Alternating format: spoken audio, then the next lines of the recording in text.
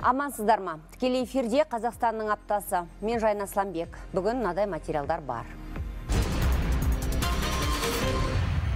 Елімізде аяқ киім жыл басынан бері 6-8% қымбаттаған. Алдағы уақытта оның бағасы тағы да өседі дейді сарапшылар. Себебі аяқ киімдерге арнайы код енгізілгелі жатыр. Қазақстандағы импорттаушы да, экспорттаушы да әрбір аяқ киімді таңбалауға міндеттеліп отыр. Бұл не үшін дегенге келсек, аяқ киімді заңсыз әкеліп сататындармен күрес. Яғни контрафакт тауар сатқызбау амалы. Ресми мәлімет бойынша аяқ киім нарығының жарсына жуығы көлеңкелі нарық. Көлеңкеде жүргендер баж салығын, кедендік салықты төлемейді. Ал біз аяқ киімнің 96%-ын импорттаймыз. Енді баға өсет дегенді сәл тарқатсақ, таңбалау процесі басталса тауардың өзіндік құнынан кемінде 12% қосылған құн салығы қосылады. Бұл көтерме сауда жасаушылардың өзінде баға 12%-ға өсет деген сөз. Сауда нүктесіне жеткенше тағы көтеріледі. Сонымен бірге Қытаймен арадағы жол жабық екенін ескерсек, тауар тапшылығы проблемасы шығуы мүмкін. Бұл да баға өсіретін фактор. Онсыз да сапалы, тиісінше қымбат аяқ киімді сирек алатын, алса да батпақ көшелердің кесірінен тез тозатын бәтеңкесін лақтыруға қимай жүретін көпшіліктің дүниенің кеңдігіне не пайда? Аяқ киімің тар болған соң реңкіндегі тақырыбын Амангелді Сейтхан талдайды. Бір аяқ киім бір жылға ғана жарайды, болды. Келесі келмейсің. Шыңуда яшайды, арзан татымайтын бір нәрсені соны 3-4 есе баға қойып сатып.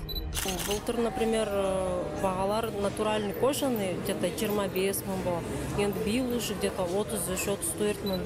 Сапасыз аяқ киімнің мақтауын келістіріп, қымбатқа өткізіп жіберетіндердің кәсібі қиындауы мүмкін. Өйткені 1 қарашадан бастап аяқ киімдерді цифрлы таңбалау басталды. Оның не қажеті бар десеңіз? Базарда жиі естиміз. Турцияда жасалған дейді, біреусі мысалы Қытайдың тауарын Турцияда жасалған, Италияда жасалған дейді. Ал негізінен осы цифрлы таңбалау сканерлер арқылы әр тұтынушы сол тауардың қай жерде жасалғанын біле алады. Құрым етіп, іші де натуральный, сырты да 25 мың тұрады. Жанардың мектепте оқитын 4 баласы бар. Оларға аяқ киім таңдағанда қатты қиналады. Бірінің сапасы ұнамаса, бірінің бағасы. Асығып жүріп, алданып қалған кезі көп. Қазір бағасына сапасы сай етік іздеп, сабылып жүр. Орташа есеппен аламыз да. Мысалға 10 мың теңгенің көлемінде, 15 мың теңгенің көлемінде аламыз бір балаға аяқ киім. Сапасыз алсаңыз, мысалға ол баланың аяғына ыңғайсыз кигенде де, оның жағымсыз иістер шығып кетуі де мүмкін. Мысалы, бір балаңызға бір жылда қанша теңге жұмсайсыз аяқ киіміне тек қана? Шамамен алғанда бір 80 мың, 70-80 мың көлемінде. 4 балаңызға? 4 балаңа енді есептеңіз. Аяқ киім біздегі құнды тауардың бірі. Өйткені нарықтың 96%-ы импорттың үлесінде. Оның көбі Қытайдан және Ресей мен Түркиядан тасымалданады. Италия мен Өзбекстаннан аламыз. Ресми дерек бойынша сырттан келетін өнімдердің 48%-ы заңсыз кіргізіледі. Соның жолын кесу үшін цифрлы таңбалау енгізілген. Бірақ оның талаптарына кәсіпкерлер келіскісі келмейді. Әр кәсіпкер қораптың көлемін, қораптың тереңдігін, аяқ киімнің түсін, қандай түс, оның үш жағынан фотосын салып, арнайы жаңағы платформаға салу, сондай талап қойылып отыр. Бұл абсурдтық талап бұл. Неліктен, не үшін екені түсініксіз. Осы цифрлық таңбалау, ол осы кедендік кеңестің талабы деп айтылып отыр. Соған байланысты Армения, Қазақстан, Белоруссия, Ресей, солардың арасында заң шеңберінде интеграция жоқ. Мысалы, біздің таңбалау соларда расталмайды. Олардың товарларын біз осы жаққа импортқа келсек сатуға мысалы, ол товарды біз перемаркировка жасау керек. Яғни бұл шығындар кәсіпкерге салмақ. Айналып келгенде аяқ киім қымбаттайды.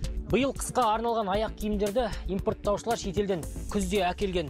Мәселен, мына аяқ киімдер таңбалау басталғанға дейін елімізге кіргізілген, бірақ соның өзінде бағаның өскені байқалады. Ресми мәлімет бойынша жыл басынан бері ер адамдардың аяқ киімі 6,5%-ға, әйел адамдардікі 5,5%-ға, балалардікі 8,5%-ға қымбаттаған. Қымбатшылықтың себебін сарапшылардан сұрап көрдік.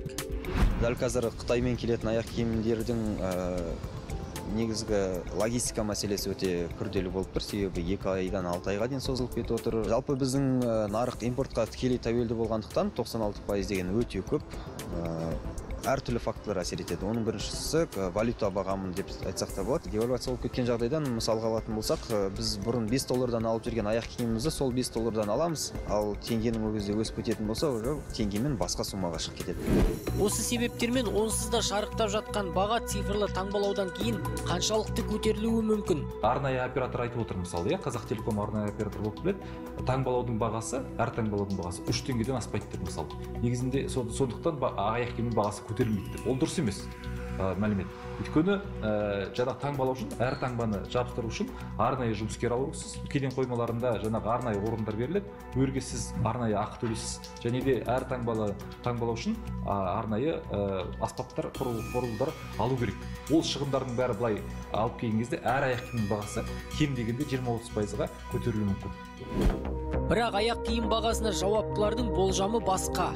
20-30% дегеніміз, демек, осы күнде заңсыз жолмен алып келген тауар заңды жолмен әкелуге мәжбүр болады. Әрине 12% НДС төлеуге мәжбүр болады және келген салықтар. Демек, аяқ киімді заңсыз кіргізіп келгендер бағаны көтерері сөзсіз, ал бұл нарықтың жартысына жуығы. Негізі цифрлық таңбалау бізде енді басталса да, Еуразиялық экономикалық одаққа мүше кейбір елдерде 2 жыл бұрын енгізілген. Оларда нәтиже қалай? Например, Ресей. Мысалы, Ресейде цифрлық таңбалау енгізілгенше аяқ киімнің жылдық айналымы 300 миллион жұп деген статистика болған. Бірақ таңбалау арқасында оның саны 2 миллиардқа жуық екен анықталды. Бізде ресми мәлімет бойынша айналым 34-35 миллион. Бірақ бұл көрсеткіш логикаға келіңкіремейді. Ал оны нақтылаудың тетігі цифрлық таңбалау. Сондай-ақ цифрлы таңбалау отандық аяқ киім өндірісіне оң ықпал етуі мүмкін. Негізі біздің отандық өндірушілердің сапасы өте жоғары аяқ киімдерінің. Сапасы жоғары болғандықтан бағасы да сәйкесінше төмен болмайды. Ал жаңағыдай шетелден енетін заңсыз аяқ киімдер тоқтатылатын болса, онда отандық өндірушілердің бәсекеге қабілеттілігі артып, олардың дамуына үлкен үлес болады. Бізде отандық өндірушілер қазір нарықтың 4%-ын ғана қамтып отыр. Оның өзінде көбінесе олар мемлекеттік сатып алуларды жауып отыр. Бізде аяқ киім өнеркәсібі жоқ болғанымен, оны жөндеу жұмысы қызып тұр. Қанша болады онда? Замауыңыз 2,5 болады. 10 мың теңге деп айтпайсыз ба? 10 мың теңге не деген адамсыз? 10 мың теңге деп айтпайсыз ба? 10 мың теңгеге жаңасын алмаймын ол. Күніне аз дегенде енді 5-6 аяқ киім жөндейміз клиенттерге.